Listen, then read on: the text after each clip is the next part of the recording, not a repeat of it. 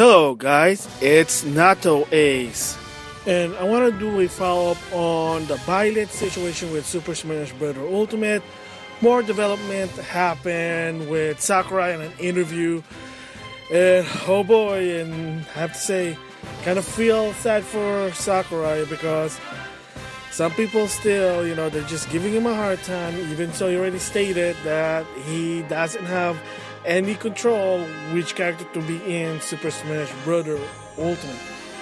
So in this one, I gotta give props to Mugenlord giving his opinion about Byleth's situation in Smash, as well Event Hub on the article. So there was more story to the Famitsu interview, and yes, like I said before, when it comes to the fighter path, Sakurai has no control. He doesn't pick the character what he wants.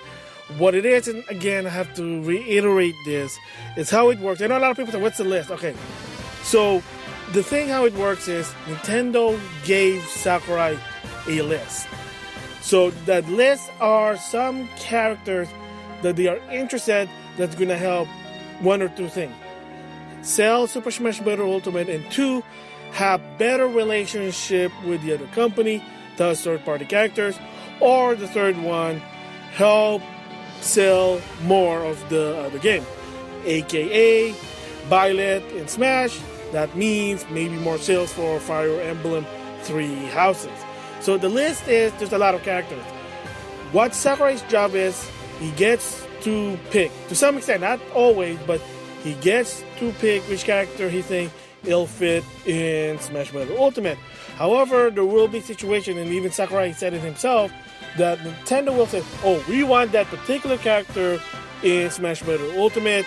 We feel like good for business, sales.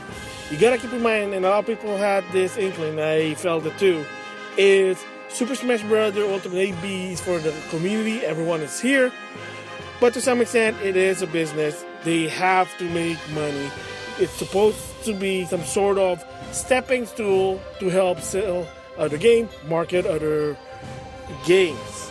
So, what do I mean by that? Well, a good example really is, believe it or not, is Super Smash Bros. Melee. So, if you are in the West, of course, Fire Emblem never came out until later on from the Game Boy Advance, which is the very first Fire Emblem that came out in the West was Fire Emblem Binding Sword, which is a prequel to Fire Emblem Blazing Sword. That was and I'll explain what those games are because it is sort of an interesting part. So, if you notice in Super Smash Bros. Melee, Marth was in it. He's basically, you can say, he's Mr. Fire Emblem.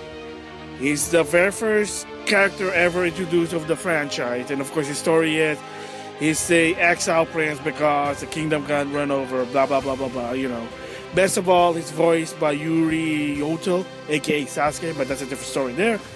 So he was introduced in Melee, and apparently, again, I gotta give credit to Mugenlord, so this is a bit of a response to him.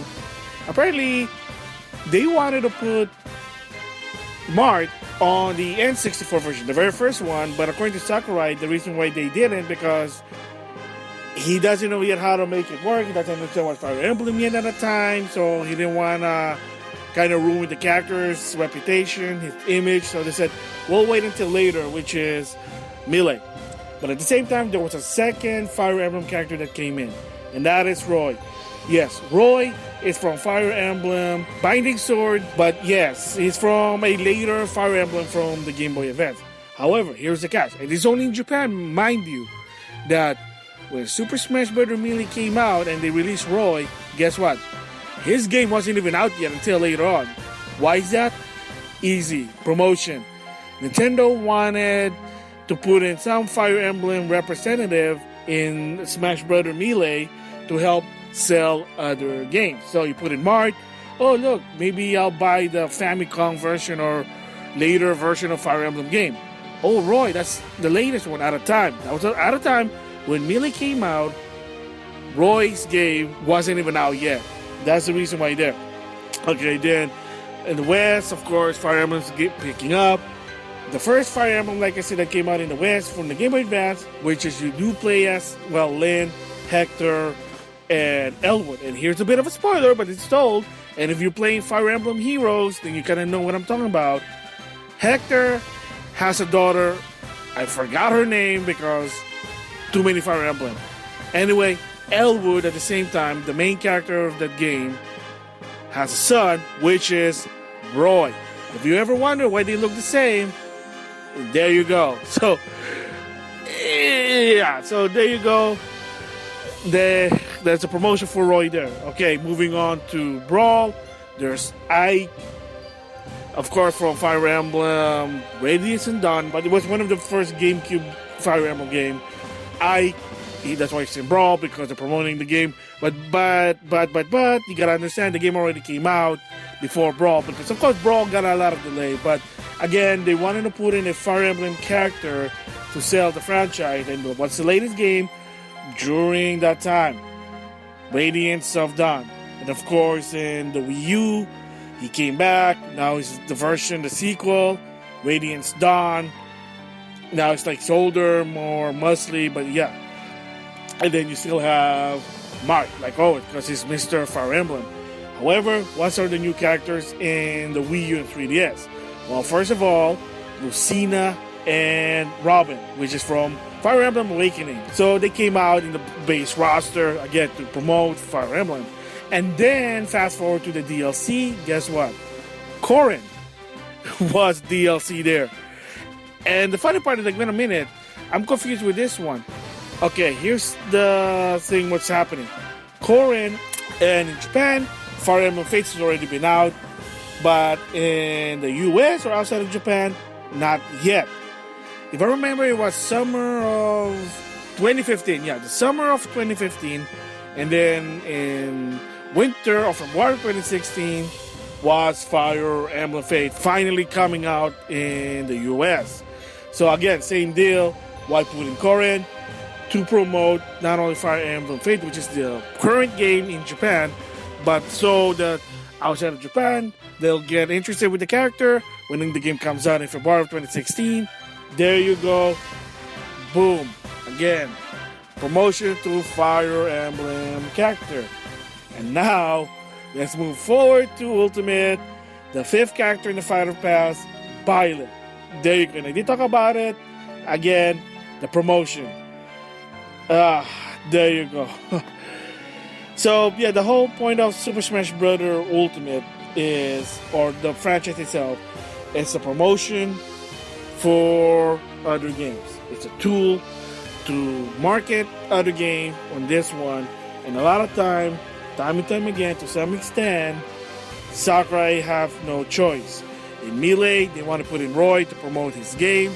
And then in the Wii U, Corrin to promote Fate. At the same time, Fire Emblem Awakening, promote that game. That's where we got Chrom, which is not playable at the time, Lucina, Robin, and then in Ultimate, Byleth, because they want to promote Fire Emblem Three Houses. And you go, wait a minute, but then if you want to promote this game, how come Byleth wasn't in the base roster? Why put him in the DLC? Well, they probably needed more time to understand the character. Even Sakurai said it.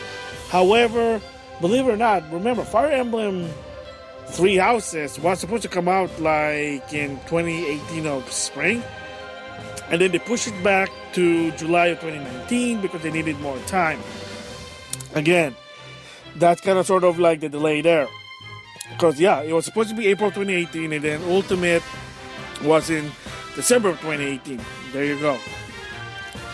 Yeah, so, yeah, like my thoughts what Mugenlord said, yeah, I agree. Like, whether you like it or not, to some extent, is that it is a promotion. Ever since Melee, or heck, if the 64 version, they always want to put in Fire Emblem character. Like, they wanted to put Mart on the 64, according to Mugenlord, but he needed more time to understand who Mart is, so Melee did it. Roy, game he's not even out yet when Roy was introduced in Fire Emblem, in Melee. And then on the Wii or Brawl, it's Ike to promote the GameCube game. And then, of course, on the Wii U, the sequel to it, that's why Ike looks different. But at the same time, Awakening, you got Lucina and Robin.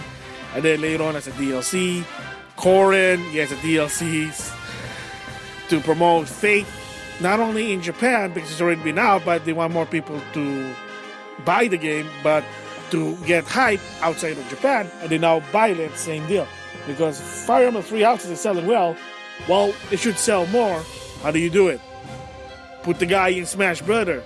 Yeah, so the bottom line is, like Sakurai said, he has no choice. They want to put certain character in Smash Brother from Nintendo because they wanted to make it to promote other games. I mean, do I agree with it? To some extent, no, but I kinda understand.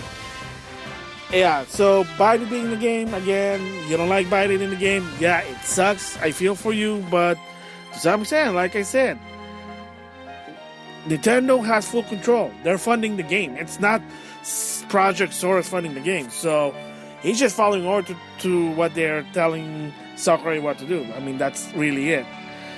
Yeah, so you may not agree with it. Me, yeah, to some extent I might not agree with it, but it's a business.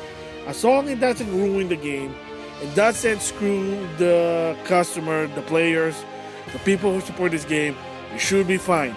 Yes, I mean, that's why the Fighter Pass is, you save $5, and for a while, you went to $20, so So, I mean, you don't get screwed with it. So, like, for me, personally, like I said, I do trust in Sakurai. Will there be a Fire Emblem character in Fighter Pass 2?